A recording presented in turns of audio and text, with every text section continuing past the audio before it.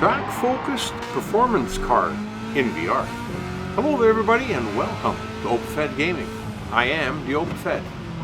We're driving a 2018 Camaro ZL1 1LE package. We're driving it at the American Clubman Cup 700 at the Watkins Glen Long course. We're doing 5 laps. We are one of 12 cars and we started with a rolling start. Now there's only one word that can describe this car, and that is wow, if wow is a word. The jury's still out on that one. This car is absolutely amazing. When I was getting ready to race this race, I tried several different cars, and you know, each one feels a little different, and I'm amazed at how different they do feel when you're driving. Anyhow, I came up to the Camaro and it is just fantastic. I mean, I'm sure that if you go around the corner too fast and just hammer down on it, it'll still spin out, I would imagine. It never did with me, and I went around the corners fairly quickly, you know, and I squeezed it pretty tight, so it just hugged the road. It was just absolutely awesome. Power to burn. It was never a race that you have to be chaotic in for fear of losing it because you can't pass fast enough. This car is just fantastic. You pick and choose your spots to pass the car in front of it. And there is a few spots. There's a couple that are just ripe for passing, like right here is one of them, where you don't have to try and hurry, and you can slow down for the corner that's coming up so that you don't overshoot it. You know. And then here you just stay behind them until you get on the straight section here by the grandstand, I believe. Is this yeah, this is where it is. And it's nice and straight, and you can pass again, you know. So I've identified probably 3 or 4 places where you could pass, and if you have a car that's got a lot more power than that, a lot of power just like this one, then it becomes a pick 'em off when you want kind of game. Like when you're coming up here, I love coming up here and just cutting it a little bit short here as he goes to the far left side of the track, and then you just throttle by him. Now they always go to the left side of the track because they have to turn here. So, you know, that gives you ample room to get by them. And as you're coming out of this here little S-curve, you just stick with the guy in front of you. Just stick with him. And I will guarantee you before too long, you've got a nice little section again, like right here, where you can pass him. You know, and you just keep an even, steady speed going as you're picking these competitors off one at a time. Now we are in our second lap, and we're over halfway in the second lap. You know. It's not going to take a long time to run these laps, because even though there's 5 of them, I mean, we're rolling along at a pretty good clip here, and we're not, you know, we're slowing down for the corners, but that's about it. And you have to do that. You know, you still have to drive the track the way it's meant to be driven. Use the full width, you know.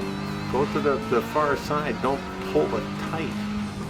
You know, let the car kind of pick its own spot where you kind of overshoot where you're supposed to. And then just follow along and catch up until you're caught up to the guy in front of you. Now, the OpenFed obviously often forgets to count the amount of cars that he's passed. So I'm really not quite sure where we are in the position of the cars on the track. We are, however, finishing our second lap.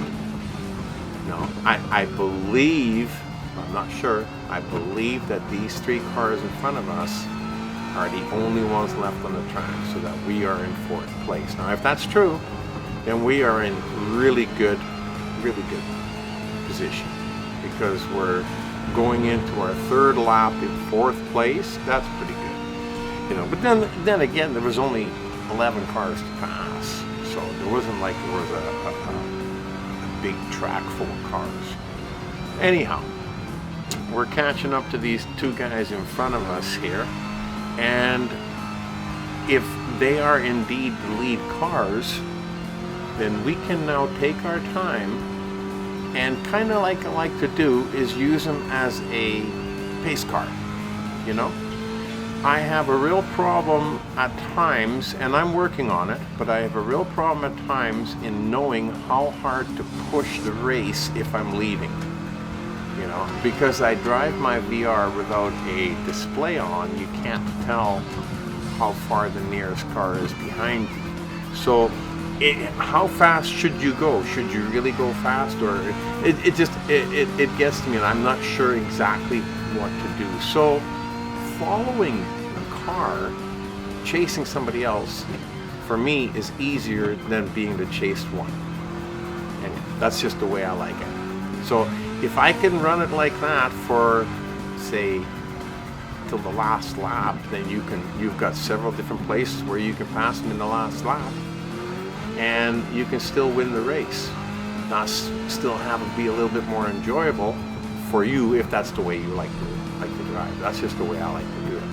So, I mean, to each their own, right?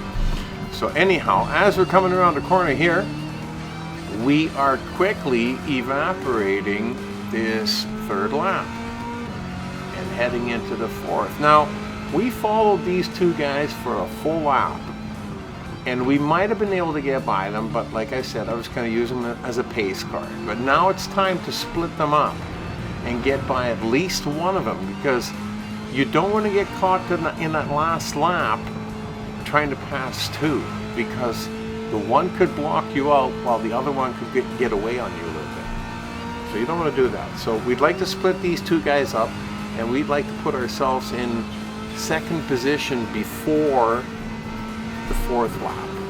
Okay? So we're going to give that a shot. Every time we try to get by this, is it a Corvette? I think it's a Corvette. Every time we try to get by this car, he blocks us out, it cuts us off, you know, and he stays in front of us. So, but we're gonna give it a few more shots. I don't want to pass both of them just yet. You know, just split them into two, and then wait till the fifth lap. That's my strategy. So now maybe on this side here, no, he's gonna get us again. We just got to stick with him. Now we might have been able to throttle around him, but we didn't do it for some reason. But we got to make our move soon, because here we go. Okay, now we're on beside him, so he's gonna have to slow down as we go around the corner. Okay, so now we got him split up, and we're behind the Viper. And this is the fourth lap coming to an end. Pretty quick here. So we're gonna stick with him until we get to the grandstand by the last lap, and then we'll pass him, and then we will try and keep an even lead for one lap. It's a little bit easier to do for one lap than more, I find, and plus it also gives you an opportunity to practice your track driving and, you know, practice being in the lead, because like I said, I've said it many times, just because you get the lead doesn't mean you get to keep it. You know, you have to practice racing and being in the lead as well as being in second or third place. You have to learn to do. That's how I see it anyhow. But hey, I could be way off, but this is what I do and how I think and pretend to make it more fun. So let's just go along and have ourselves a ball as we're driving this Camaro through these little curves. And we're quickly evaporating this lap. Boy, I'll tell you, I had a 1976 Camaro that I bought brand new, and it did not drive half as nice as this, and it sounded nowhere near as nice as this. So cars have come a long way. They were big powerhouses in the late 60s and even early 70s, but by the mid to late 70s, the government had taken over and a lot of the power was taken away. Glad to see that we're back to it again. Really enjoyed this one. Boy, it was a beautiful car to drive by. I'm glad I did. Hope you enjoyed it as well. And until the next time, you've been racing with the OPFED.